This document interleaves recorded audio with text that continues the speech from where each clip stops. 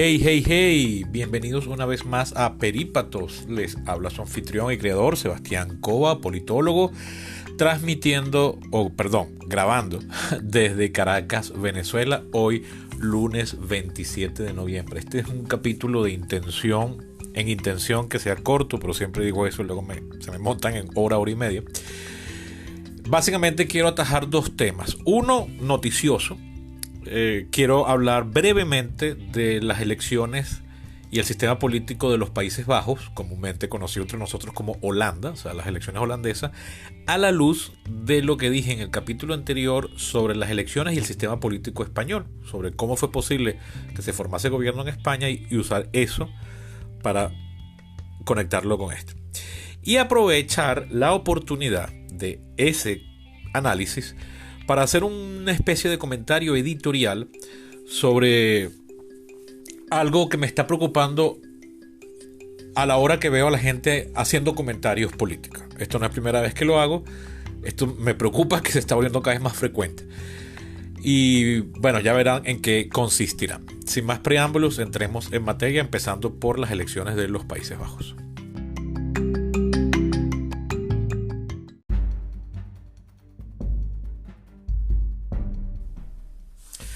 Bien, el país que normalmente en castellano llamamos Holanda, su verdadero nombre es Reino de los Países Bajos, donde Holanda es una de sus provincias más pobladas, más densamente pobladas, y donde está la sede principal donde están las ciudades más importantes y la sede principal de todo aquello que sea neerlandés. Entonces, por eso tenemos esta costumbre de referirnos al país como Holanda, más o menos en la misma forma en que nos referimos al Reino de Gran Bretaña e Irlanda del Norte como Inglaterra, cuando Inglaterra es uno de los países que conforma y el históricamente líder de ese reino. Bueno, pasado el comentario, por cierto, entonces eso haría que el gentilicio correcto de los Países Bajos no sea holandés, porque nos estaríamos refiriendo nada más a los habitantes de dicha provincia, sino, aunque ellos no tienen problema con eso, sí que se puede seguir usando, ¿no? Pero entonces, si nos queremos poner estrictos, lo correcto sería neerlandés, porque su país, dicho en su idioma, es Koninkrijk der Nederlanden. Nederlanden quiere decir Países Bajos.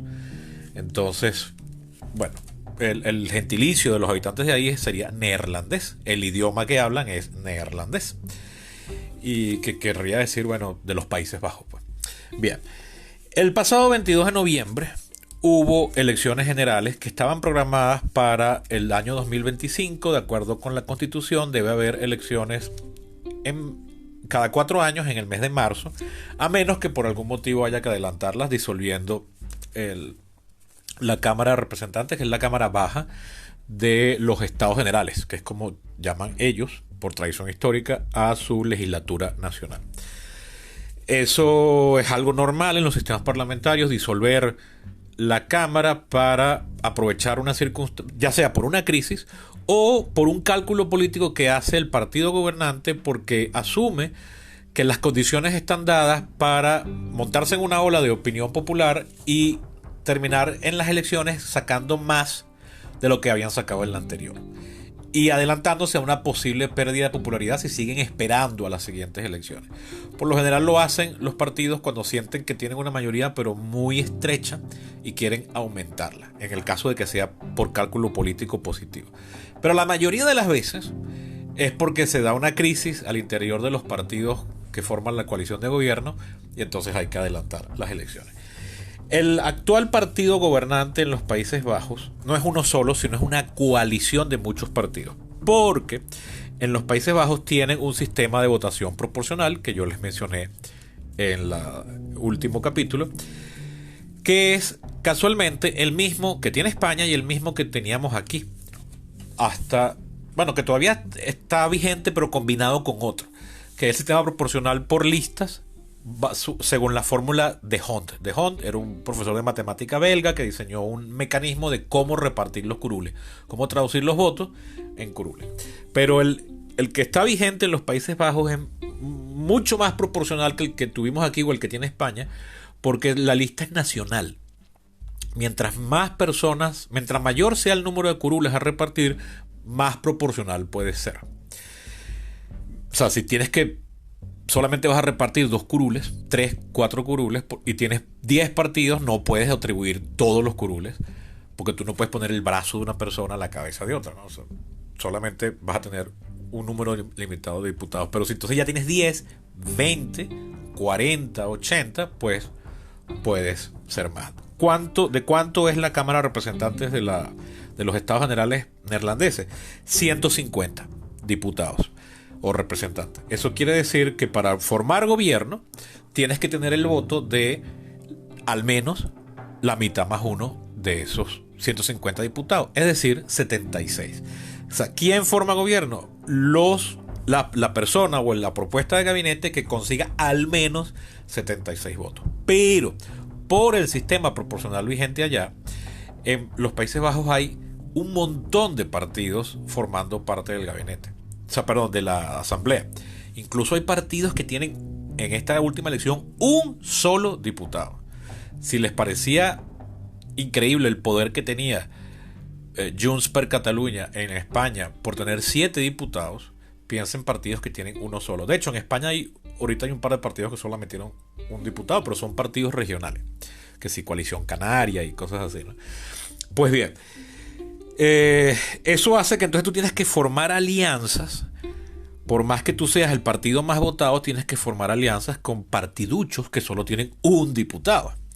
Eso es normal en esos sistemas, eso tienen décadas haciéndolo, así es el sistema italiano, el neerlandés, el belga,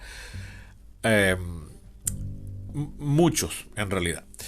Con la cosa de que en esos sistemas parlamentarios el poder ejecutivo y el poder legislativo están fusionados o derivan uno de otro. O sea, tú solo puedes formar el gobierno, que es la cabeza del poder ejecutivo, cuando cuentas con la aprobación del legislativo, porque sale de ahí, a diferencia del sistema presidencial que tenemos nosotros acá de inspiración americana o gringa o estadounidense, como le quieran llamar,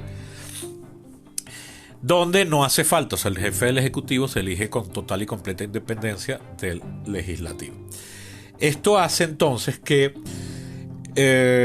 los gobiernos, o sea, los que pretenden formar gobierno, que la tradición dicta que sea el partido que más votos sacas y que es traducido en curules, entonces es el que tiene la prioridad de formar gobierno y comienza a hacer alianzas. Pero entonces a veces estos partiduchos pequeñitos que solo tienen 1, 2, 3 diputados, a veces son partidos conformados sobre el planteamiento o la plancha de una sola propuesta electoral. Por ejemplo, un partido pro animales, pro vegetariano.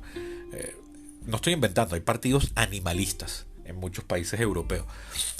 Partidos pro incluso igualdad matrimonial, pro aborto. Entonces para ellos lo único que importa es que se garantice la propuesta que ellos llevan. Por ejemplo, que se cierren todas las plantas nucleares que hay en el país. Por ejemplo, hay un partido en Alemania, el Partido Verde, que esa era básicamente el centro de su propuesta electoral en la penúltima elección general en Alemania. Entonces, bueno, tú tienes que formar gobierno y tienes que prometerles a ellos que vas a hacer eso. Pero entonces, por supuesto, eso quiere decir que también es un gobierno muy inestable. Porque entonces, si este partiducho de 1, 2, 3 diputados se siente que lo pusieron de lado, que no se va a cumplir su promesa, entonces se sale de la coalición y con eso se cae el gobierno. Entonces, bueno, cosa que pasa también muy común. Y que además lograr esa ronda de negociaciones a veces toma más de un año. Como yo les decía, entre 2009 y 10, o 10 y 11, pero sé que el centro fue el año 10, Bélgica, el reino de Bélgica, Royaume de Belgique, pasó más de 500 días sin gobierno.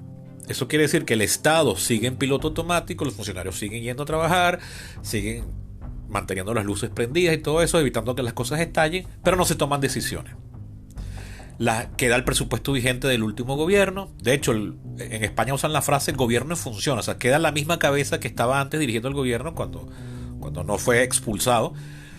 Pero es eso, un encargado. Es como que tú le dejes la llave de tu casa a alguien, pero no es la persona que puede tomar decisiones por ti en tu casa. Más o menos igual. Entonces, bueno, en estas últimas elecciones, el evento noticioso, o sea, esa es lo que he estado escribiendo hasta ahorita, que se asemeja mucho a la explicación del capítulo anterior, es que son las condiciones generales de cómo es el sistema político neerlandés. Ahora bien, en la particularidad de estas elecciones, ha sido muy comentado que ganó, y aquí hay un error en usar esa frase, ese término, ganó Geert Wilders, no sé si lo estoy pronunciando bien, que es el líder del partido PVV, que es el Partido de la Libertad. Un partido, y ha sido descrito así, como el partido ultraderechista. Los que son un poco más precisos dicen ultranacionalista. Entonces, bueno, comienzan a hablar del auge de la extrema derecha, que incluso un país tan famoso por su apertura cultural y lo buenos ciudadanos que son y la falta de eventos extremos como es en los Países Bajos, ahora tiene ya un candidato. Entonces la gente comienza a comparar esto con Trump, comienza a compararlo con Vox, comienza a compararlo con Bolsonaro e incluso con Milei. Entonces la gente, no, es la ola de la derecha. Entonces unos lo dicen con terror y otros lo dicen con ánimo. O sea, unos lo dicen, Dios mío, qué bolas el auge de la derecha. Y otros lo dicen, sí, bien, el auge de la derecha. Resulta que este partido que entró al poder solo sacó 2 millones y pico de votos, lo que se traduce en 23% de los votos, o que representa 23% de los votos, lo cual se traduce en solo 37 diputados de 150 que conforman la Cámara de Representantes, la Cámara Baja de los Estados Generales neerlandeses. Si saben sacar sus cuentas, sabrán que todavía faltan 39 diputados más para poder llegar a los 76 que te garantizaría la mayoría con la que puedes formar gobierno. Hay otro partido, hay muchísimos otros partidos que entraron, como les decía, incluso partidos con un solo diputado, pero hay muchos de ellos que rechazan las posturas de Wilders, que lo llaman, por cierto, lo llaman Mozart, jocosamente por el peinado que tiene.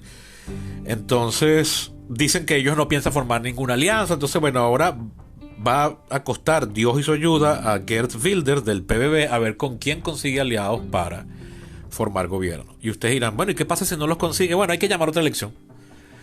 Y como pasó en Israel hace poco, antes y durante la pandemia, que por cierto, cuando lograron sacar el partido de Benjamin Netanyahu hace unos años, el que quedó de primero, el partido que quedó primero, que venía de ser aliado de Netanyahu, no lograba formar gobierno, y la única forma de lograr gobierno fue aliarse con el partido que quedó de tercero, más otros, incluyendo partidos árabes, israelíes pero árabes, y prometerle a ese jefe del tercer partido que formasen alianza, y en vez de ser jefe de gobierno, o sea, primer ministro, el que quedó de primero le dijo al que quedó de tercero que formara gobierno él, y luego de un año se lo pasaba a el que quedó de primero. O sea, fíjense el tipo de componendas que hay que hacer, que tú tienes que dejar que forme gobierno, porque es la única forma de convencerlo al que de repente lidera el partido que quedó de tercero, o pueda que de cuarto.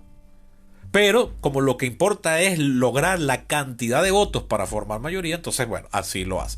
En el caso de Israel era porque había tal rechazo por la figura de Benjamin Netanyahu, que estaban en ese momento con un juicio que sigue abierto por corrupción, por favorecer grupos aliados y pagarle a medios de televisión para que lo promovieran y tal y qué sé yo. Entonces había tal rechazo que incluso partidos nacionalistas israelíes, que podríamos tildar de derecha, podríamos usar la etiqueta de derecha, pero que no tienen tintes religiosos, como sí se ha vuelto el partido Likud que dirige Netanyahu, incluso lograron hacer alianza con los árabes, que no es lo mismo que los palestinos, ¿ok? Entonces, bueno, esas son las cosas que la gente, sobre todo los que vivimos en sistemas presidenciales, no entiende de los sistemas parlamentarios. Y yo he podido ver que incluso gente, no solamente que vive en países parlamentarios, pero que de repente se nació acá y emigró ya adulto, sino gente que crece, o sea, españoles, italianos, incluso a veces me tratan de explicar el sistema europeo y yo veo que se vuelve un culo, no terminan de entenderlo del todo. Ellos saben que la cosa funciona, hablan mal de los políticos, pero ellos tienen todas gozan de todos los beneficios que dichos políticos han logrado mantener, construir o preservar. Bien, cosas aparte. La vaina es que quedó este candidato llamado ultraderechista o ultranacionalista en los Países Bajos. De primero. Pero de primero con solo 37 diputados. Le falta 39. Con un montón de partidos que dicen que no quieren formar alianza con él. Entonces, bueno, es posible que a los Países Bajos les venga ahora un año entero sin gobierno. Con un gobierno encargado. Porque además, que ahí hay que ver con, además, encargado cómo. Porque el que hasta ahorita era primer ministro, que es Mark Rutte, el que dirige el partido VVD. Fíjense, el partido hasta ahorita, que era el mayoritario, el del jefe de gobierno hasta ahorita era VVD. O si quieren, VVD, para que no se confunda. Y el que ganó ahorita, entre comillas lo de que ganó, es PVV. O sea, es un rollo entender, además, porque estas son las siglas por el idioma en que de los partidos, ¿no? O sea, si fuesen castellano serían otras las siglas. Pues bien, entonces ahora este Mark Rutte, él entregó el cargo, él no quiere seguir más, él es primer ministro de los Países Bajos desde 2010, o sea, tiene 13 años dirigiendo el país. Parece que ya es apenas de 50 y ¿qué? 56 años, una cosa así, nació en el 67, tiene 53, 54, 56, tiene entre 55 y 56 años y luce ser el favorito para ser el nuevo secretario general de la OTAN. Entonces, bueno, él ya como que tiene la vista puesta en el siguiente cargo, no le interesa. Entonces, él no está a cargo ya. Porque cuando se disolvieron las cortes en España, Pedro Sánchez quedó de jefe de gobierno encargado. Presidente del gobierno, como se llama ya, encargado. Pero ahorita en Países Bajos ni siquiera eso. Entonces, bueno, eso es un problema inherente a los sistemas parlamentarios. Que en los países presidenciales nunca hemos experimentado de este nivel. Esto allá es cotidiano y normal y esperable. Aquí no, aquí es una tragedia. Aquí no en América Latina, sino en los sistemas presidenciales. En Estados Unidos sería igual una tragedia. En Francia también sería una tragedia. Bien, tragedia político-administrativa, quiero decir. Pues bien, entonces bueno, para que vean cómo son los sistemas parlamentarios, el problema de usar voto proporcional, todas las complicaciones que derivan de esto y que no hay solución fácil y que no podemos estar empeñados en que porque yo admiro mucho a Inglaterra, entonces lo que tenemos que hacer es un sistema parlamentario. Pero entonces, ¿cómo hacer un sistema parlamentario? Porque muchas de estas cosas, ustedes dirán, bueno, ¿y cómo los neerlandeses viven con esto tranquilo? Y que, aunque sea parlamentario también, es muy diferente al sistema británico. Bueno, porque ya aquí entra en juego entonces un fenómeno más sociológico, antropológico, que es la cultura política. O sea, uno crece inmerso de un sistema cultural en su dimensión política. La gente crece sabiendo que algunas cosas son normales y esperables, pese a que en otra parte del mundo la gente vería eso con terror. Desde el punto de vista doméstico, por ejemplo, nosotros en nuestra cultura vemos total y completamente normal que hombres, cuando un hombre saluda a una mujer, la saluda con un beso en la mejilla, que no necesariamente pone en contacto los labios con la mejilla, o sea, es realmente cachete con cachete, pero hacemos el sonido de un beso. En otros países, por ejemplo los de Europa del Norte, eso está muy mal visto, casi que te consideran como un acosador sexual. Incluso, pero fíjate que entre nosotros aquí en el Caribe es cuando se saludan mujer con mujer y hombre con mujer, pero nunca cuando se saludan hombres con hombres. Pero hay otros países, incluso aquí en América Latina, donde sí hay el beso entre hombres. Igual, el cachete con cachete. Hay otras culturas donde no se da un beso, se dan dos, es en cada uno de los cachetes. Qué ladilla. Por ejemplo, otra diferencia cultural entre los americanos, entre los gringos, es muy, muy, muy, muy común que cuando una persona llega a los 18 años de edad se va de la casa. No solo porque se va a estudiar, porque no todos allá estudian en la universidad. Porque si no van a estudiar, igual se ve bien, se considera lo correcto que se vayan de la casa. Y te ven así como mal, que cómo es posible que tú tengas 21 años, tú eres un hombre hecho y derecho de 23 años y estás viviendo con tus padres. De hecho, ahorita hay unas transformaciones culturales en los Estados Unidos y se llevan las manos a la cabeza horrorizados. ¿Cómo es posible que en la actualidad, hasta la última vez que vi la cifra, 11% de las mujeres y 23, creo, por ciento de los hombres, cuando llegaban a los 27 años de edad, todavía seguían viviendo en la casa de sus familiares? ¡Oh, qué horror! Y fíjate que lo ven como una tragedia. Y miren lo baja que son esas cifras. Comparen eso con entre nosotros los latinos. incluso los latinos de Europa, o sea, españoles, portugueses, italianos. Pero ellos lo ven no como una cosa cultural, sino como un resultado de las dinámicas económicas, que coño, la situación ha hecho que las nuevas generaciones no puedan tener de recursos, que hay algo de eso. Pero ellos todavía no lo han visto como algo cultural, lo ven como un defecto económico que no está permitiendo que lo que es normal culturalmente se dé. Es posible que ahí esté habiendo, por debajo cuerda, también un cambio cultural, pero hasta que no lo estudien no podemos estar confirmándolo, y entonces hasta ahora, bueno, vamos a echarle la culpa nada más a las condiciones económicas. Ojo, que este dato que acabo de dar es viejo, lo debo haber leído en 2010, ya habría que ver cómo es ahorita, no he podido conseguir una actualización de ese dato. Entonces, bueno, lo que quiero decir con esto es las diferencias culturales. O sea, en Inglaterra ven normal que esté vigente un sistema electoral que hace que un solo partido, a veces sacando nada más que 30-35% de los votos, se lleve 55, 60, 65% de los curules en el Parlamento. O sea, la total y completa desproporción. Y lo ven normal. Mientras que del otro lado del canal, a pocos kilómetros de distancia, y aún así todavía dentro de Europa, en países con mucha vinculación histórica y económica, eso es impensable. Y entonces en los Países Bajos, no, es un sistema proporcional con una cifra de exclusión muy baja, que para los efectos termina siendo completamente inefectiva, que es de 0,7%, porque entonces hay países que corrigen esa hiperproporcionalidad. Dice, bueno, si tú no llegas a 4% de los votos totales, no entras en el reparto. Así, por ejemplo, en España. En Alemania es de 5%. En los Países Bajos es de solo 0,7%. 0,67% para ser preciso. Eso hace que casi cualquier partido pueda entrar, ¿no? Esas diferencias son culturales. O sea, lo que hace que tú te tragues algo, como ya hice referencia en un capítulo anterior, el capítulo que se llamaba ¿Qué es una constitución? Al final, lo que está de base de toda esta pirámide de aceptar leyes y la ficción final es la que la gente asume que eso es normal y correcto.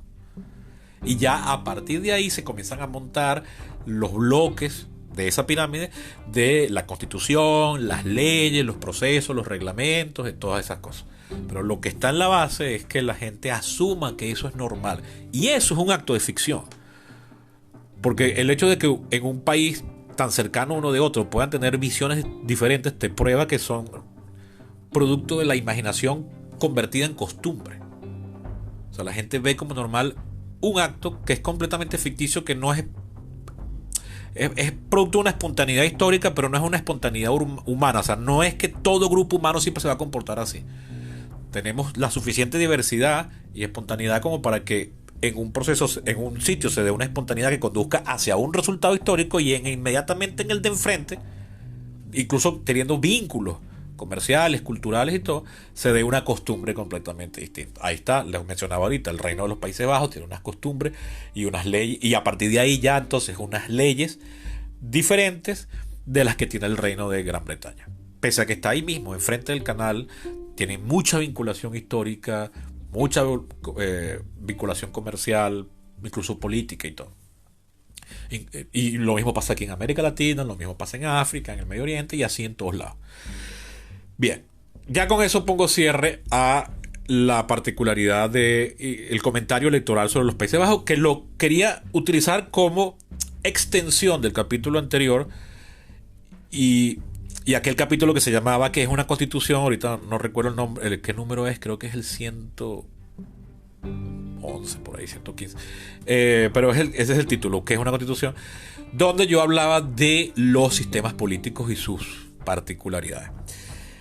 Ahora en la siguiente sección hablaré, viene el comentario editorial a la luz de cosas que he estado oyendo y leyendo a raíz de estas dinámicas político-electorales de los últimos meses.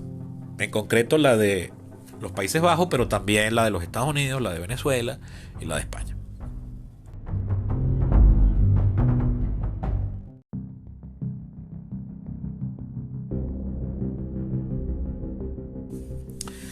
Bien, yo cuando estoy grabando esto, yo grabo esto con mi teléfono, con un programa que se llama Easy Voice Recorder. y cada vez que grabo son segmentos diferentes cada parte.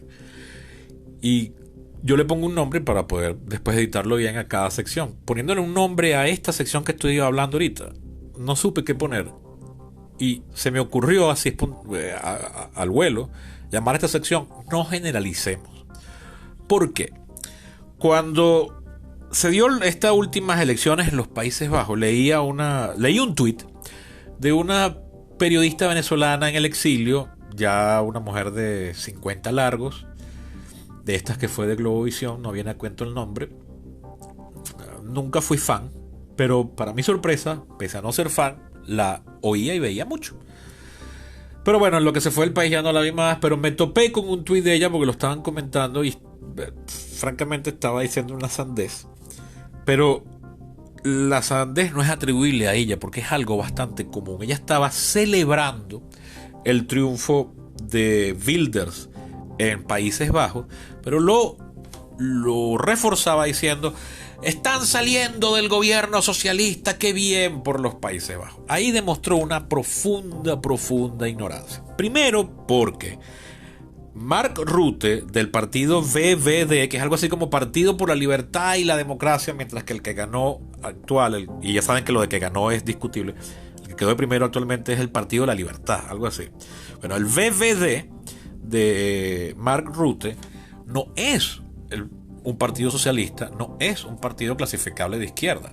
Para lo que llaman izquierda los neerlandeses, no, el partido de izquierda ya es otro y son otros. Este partido es una especie de partido de centro derecha o derecha moderada, si se quiere. Pero es curioso porque si uno primero tiene que decir, ¿qué es derecha y qué es izquierda? Yo siempre he estado coqueteando con la idea de hacer uno o una serie de capítulos sobre ese par de conceptos, izquierda y derecha. Pero se puede resumir en que esas etiquetas no deben ser utilizadas y punto. Pero yo mismo las utilizo muchísimo porque no me queda más remedio que tener que utilizarlas, porque es tan extendido su uso y tan generalizado que es casi imposible tener una conversación sencilla con legos, es decir, con gente que no es experta en el área y que no son colegas míos, por ejemplo, en este caso, o gente muy instruida sin ser colegas, pero que sabe bastante de política. Es muy difícil tener una conversación sin poder usar estas etiquetas gruesas, porque incluso los mismos partidos a veces las utilizan por su conveniencia, porque ven que la gente reacciona más de forma más directa a estas etiquetas, pero al hacerlo refuerzan la simplificación y el daño que produce la utilización de estas etiquetas gruesas. Los términos izquierda y derecha son una consecuencia no pensada y no deseada de la Revolución Francesa. O sea, son términos que surgieron del comentario de la prensa política, en la medida que podemos hablar de prensa a finales del siglo XVIII, que es muy diferente a lo que hoy en día llamamos prensa. O sea, periodismo, pues, medios. Vamos a llamar así la opinión pública, entre comillas, porque también ese término es un poco grande para la época. En los años 90 del siglo XIX. Perdón, del siglo XVIII. O sea, es un término con más de 200 años de historia, que nació al calor de la Revolución Francesa y de las dinámicas particulares de lo que estaba sucediendo en Francia en esa época, por la pura y simple casualidad de que la gente, los comentaristas, los que cubrían, hoy diríamos, los periodistas que cubrían la fuente política, parlamentaria, diríamos hoy, comienzan a notar que al cabo de un rato, diputados con cierta afinidad de ideas tendían a sentarse juntos, lo cual tenía sentido. Gente que no se conocía porque no existían los partidos políticos para esa época. Pero tiene sentido que una vez que ya vas y comienzas a ver que hay gente que piensa o dice cosas con las que tú estás de acuerdo, tú buscas juntarte con esas personas. Así somos hasta de niños en los salones en preescolar, ¿no? Entonces, bueno, comienzan a sentarse juntos. Entonces comienzan los comentaristas políticos a ver, mira, gente que tiene cierto tipo de ideas se suele sentar a la izquierda del orador y la gente que se le opone se suele sentar a la derecha. Y de ahí surgieron estas etiquetas gruesas, que cuando las extiendes al resto del mundo y a la historia no tienen sentido alguno. Yo les ponía el ejemplo la fe de rata que saqué al capítulo anterior, que lo agregué al capítulo, pero también lo puse aparte para que se pudiese oír independiente.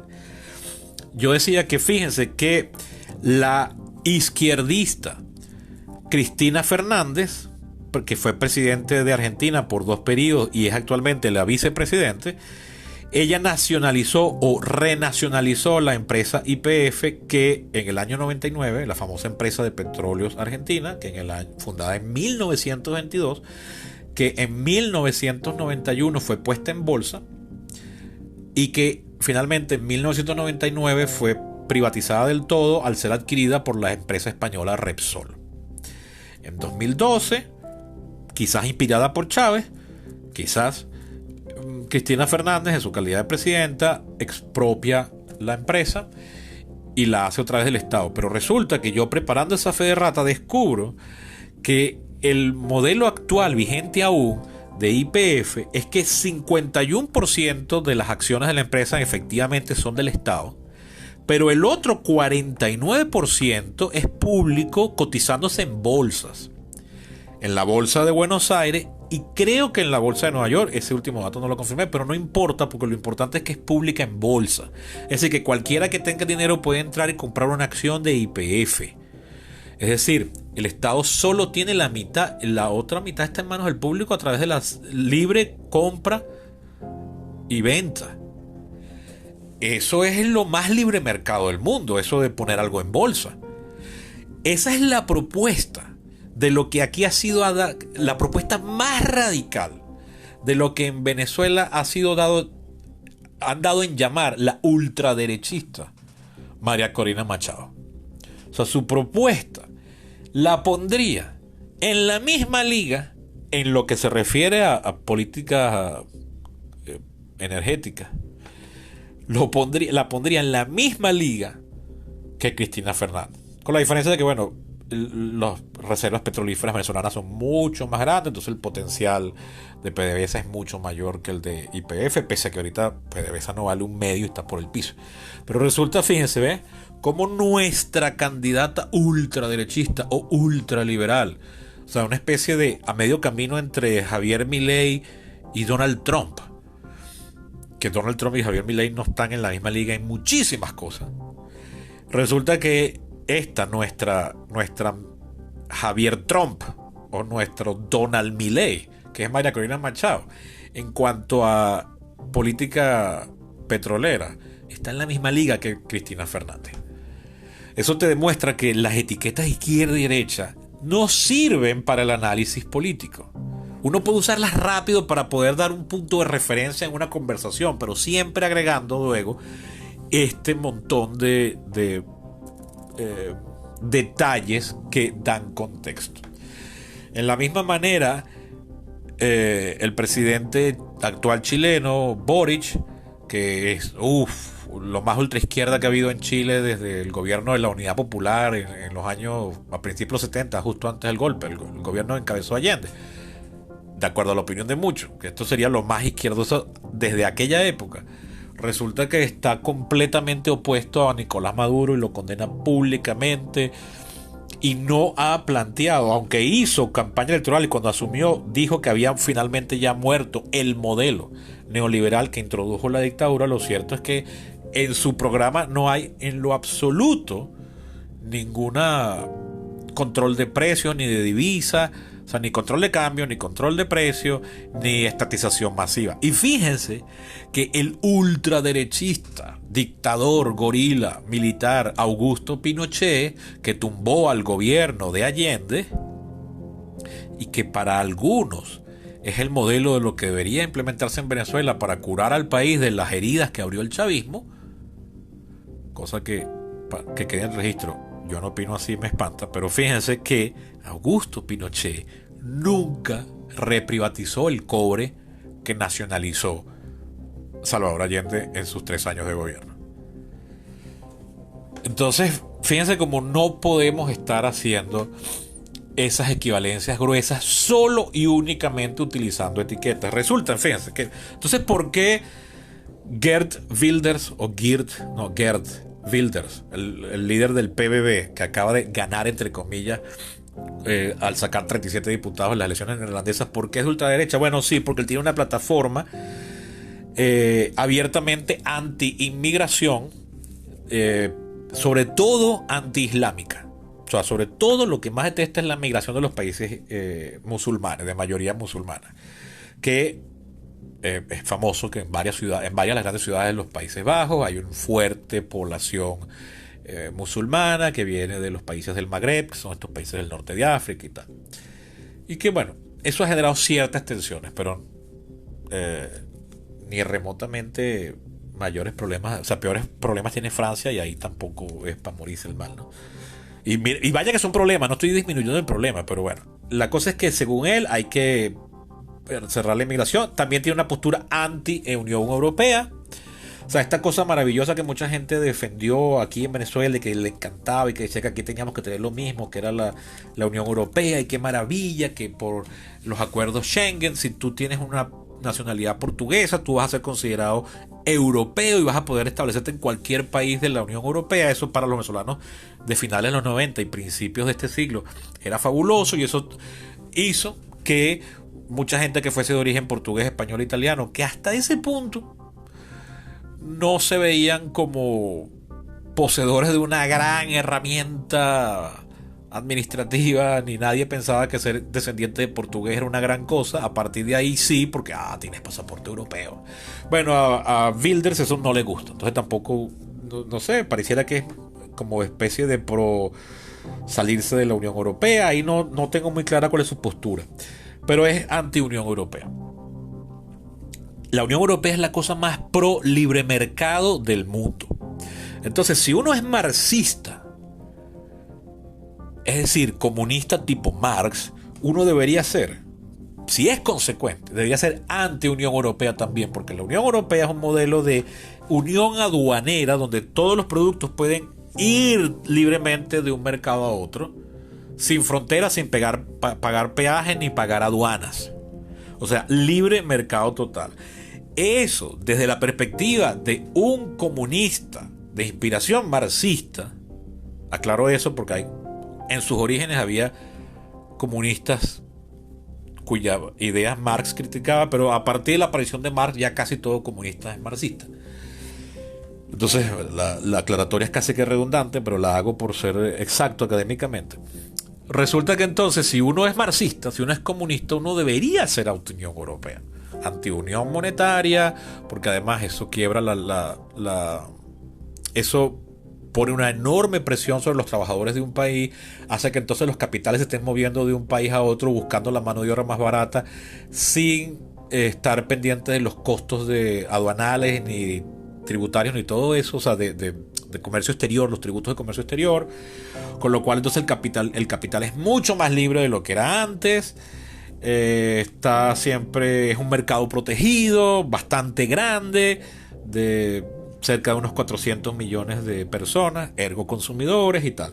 Entonces, bueno, resulta que ahora los que se dicen de derecha dura o ultraderechista ven en la Unión Europea una cosa horrenda.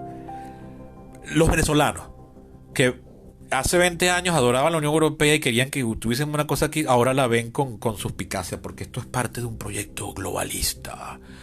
Que entonces ya ahí comienza la cosa a mezclarse con teorías de la conspiración de larga data que tienen atávicamente una paranoia con un supuesto gobierno mundial, que si tú los dejas de su cuenta, entonces siempre son los judíos los que están detrás de eso. Entonces cuando te vienes a dar cuenta, pum, te convertiste en un nazi.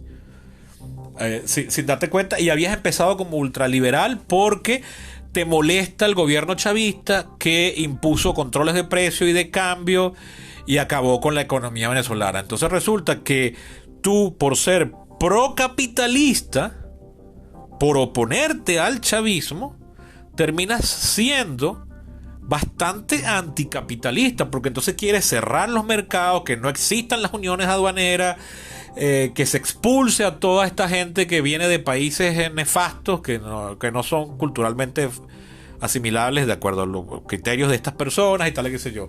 Entonces no eres liberal nada, porque entonces además a eso le suman que entonces eres anti matrimonio igualitario, anti aborto, anti divorcio casi.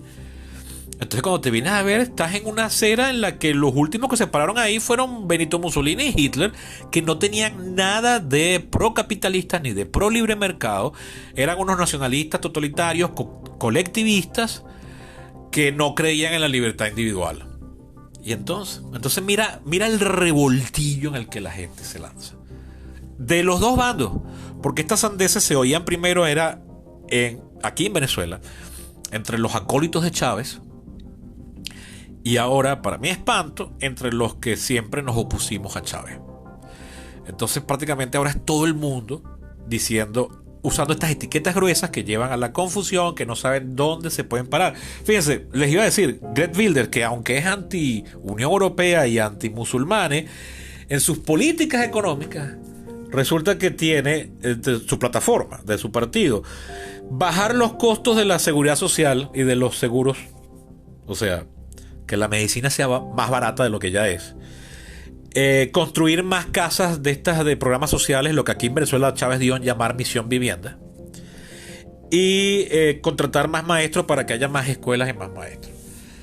Políticas que, sabiendo utilizar las reglas del mercadeo, hoy en día la izquierda del país que sea dice que son políticas de izquierda. Pero fíjense, el ultraderechista Wilders propone económicamente cosas que, de acuerdo a los criterios derivados de la experiencia traumática chavista, son propuestas izquierdosas, socialistas, comunistoides, vaya usted a saber qué. Entonces, a lo que quería llegar es que, por favor, si por mí fuese, yo eliminaría del vocablo cotidiano, incluso, no solo del académico, sino del cotidiano, términos como izquierda y derecha, incluso raza. Las razas no existen. Te dirán, pero ¿cómo que no existen? Los biólogos que me estén oyendo podrán saber a qué me estoy refiriendo. Y hablar de arriba y abajo cuando se está hablando de norte y sur, por ejemplo, porque estamos acostumbrados a ver el mapamundi siempre de una posición, ¿no? Pero en el planeta Tierra no hay arriba y no hay abajo. Entonces, bueno, a veces pasa a lo que quería llegar era que en el lenguaje cotidiano utilizamos estas categorías, en el caso concreto ahorita, políticas, que son de una circunstancia histórica concreta, en este caso la Revolución Francesa, pero que por algún extraño motivo se generalizaron y ahora las utiliza todo el mundo, con el resultado de que nadie sabe ya qué entender. Yo me acuerdo, y entonces esto pasa, que entonces la gente espera para saber por quién votar, es preguntando, pero tú eres de izquierda o de derecha. Yo me acuerdo que aquí tuvimos un cumpleaños de una prima en mi casa en agosto y invitaron a unos amigos de mis primas. Entonces, bueno, ellos vinieron y se quedaron locos con la cantidad de libros que hay aquí. Entonces, wow, y tal. Y me dice, pero entonces me dice el chamo así como queriendo ser osado y ¿sabes? Que no teme a nada.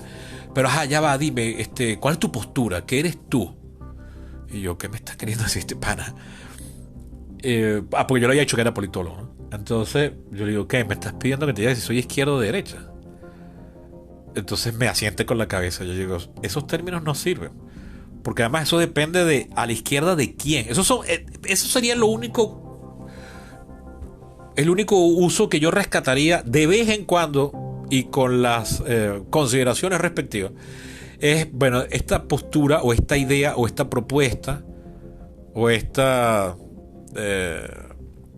oposición o lo que fuese está a la izquierda de o está a la derecha ¿qué? Porque, bueno, son posiciones relativas que nos sirven para darnos un norte. Pero lo cierto es que incluso yo, por ejemplo, fíjense que cuando se inventaron esos términos de izquierda y derecha, el que se usaba de izquierda eran las posiciones pro anticontrol de precios y pro libre mercado, que hoy en día son vistas por algunos como de derecha. Pero entonces Donald Trump, que es a la ley de la derecha, no es pro libre mercado. Trump a lo sumo es pro grandes empresas, pro big business.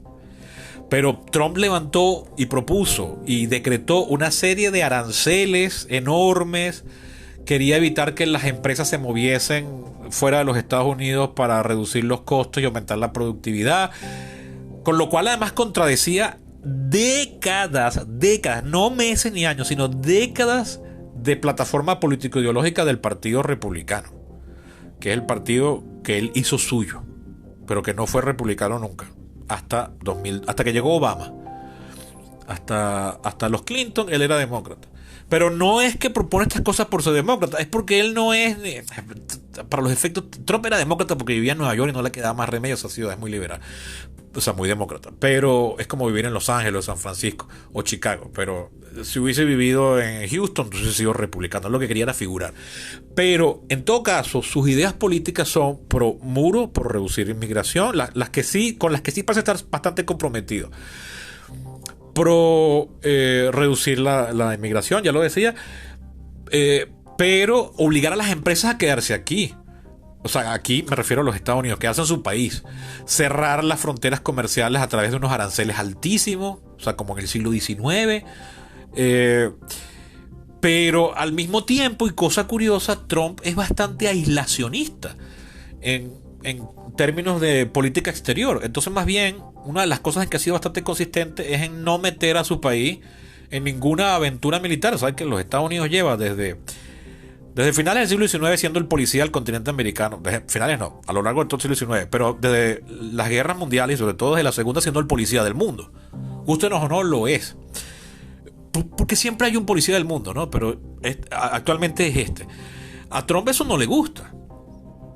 Y entonces ha hecho campaña por reducir la presencia americana en los países, no intervenir y tales esas cosas. Entonces, en ese sentido, curiosamente, estaría muy en línea con mucha gente de esa izquierda tipo hippie. Paz y amor y tal y qué sé yo. Fíjense. Entonces, conclusión. Coño, no usemos esos términos.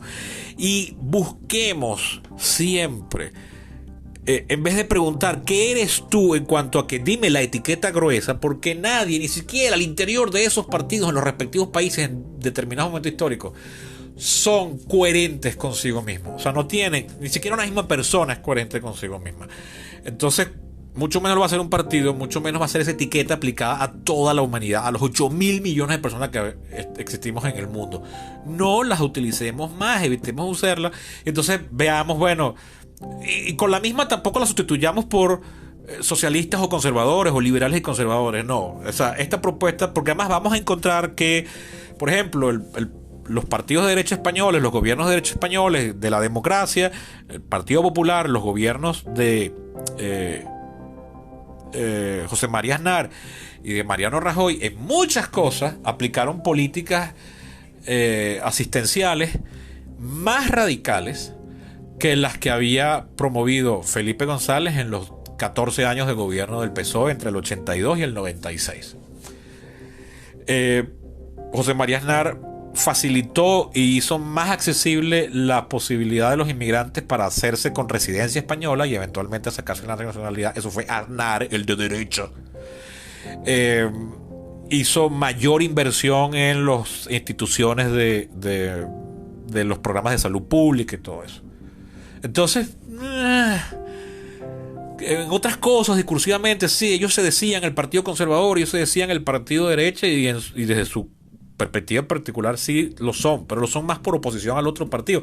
Entonces, una vez más, insisto, evitemos usar estas etiquetas y tratemos de hablar ni siquiera de los nombres de los partidos, sino de la política pública en particular que se está discutiendo en ese momento. Y cuando lo hacemos así, descubrimos que, por ejemplo, Joe Biden, el presidente de la izquierda en los Estados Unidos, ha continuado algunas de las políticas económicas y geopolíticas que empezó Trump, como la de enfrentamiento con China, y él no ha revertido mucho los aranceles a los productos chinos que implementó Trump, y de hecho logró pasar por ley, es decir, que el Congreso le aprobase una serie de leyes que impedían a las empresas americanas comerciar directamente con China, que está gobernada por el Partido Comunista y que, aunque se ha vuelto muy capitalista desde los años 80 para acá, el actual gobierno chino ha revertido un poco esas cosas. Entonces se dan cuenta que no tiene sentido hablar de eso. Entonces, coño, evítenlo y no me produzcan a mi úlcera y acidez. porque no tienen idea cómo sufro cada vez que oigo o leo gente usando estas etiquetas gruesas.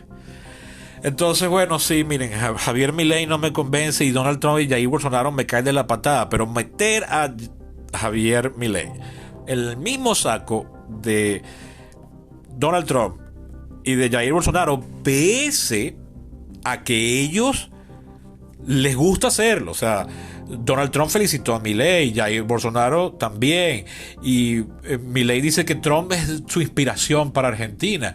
No tiene ni idea de lo que está diciendo. O sea, bueno, puede que sí la tenga, pero lo está haciendo por pura campaña política. Pero en realidad las propuestas de Milei son en algunas cosas bastante radicalmente diferentes a las de Trump. Entonces no se pueden meter en el mismo saco. Entonces tratemos de hacer un esfuerzo de discutir sobre la base de políticas públicas concretas. Es un peo, porque entonces habría que ser detallista y hablar con nombre y apellido de esta propuesta: el aborto de acuerdo a esta condición, el matrimonio gay, el libre mercado, la zona Schengen, el muro y así. Entonces, bueno, al final se terminarán convirtiendo en colegas míos si hacen eso. Bueno, pero estaría bien, ¿no? A mí no me gusta esta cosa de que supuestamente yo, por ser el licenciado en ciencias políticas y administrativas, entonces yo soy el que tiene el monopolio. No, me parece terrible, porque la política nos compete a todos. Entonces todos deberíamos estar bastante nutridos de estas sutilezas para no estar diciendo pifias, peor aún cuando seas un periodista de renombre y con trayectoria, sobre todo lo segundo. Porque lo primero siempre va a ser discutible, pero lo segundo es innegable porque es un hecho empírico, un fáctico. Ahí está la experiencia. Pues bien, eso fue todo.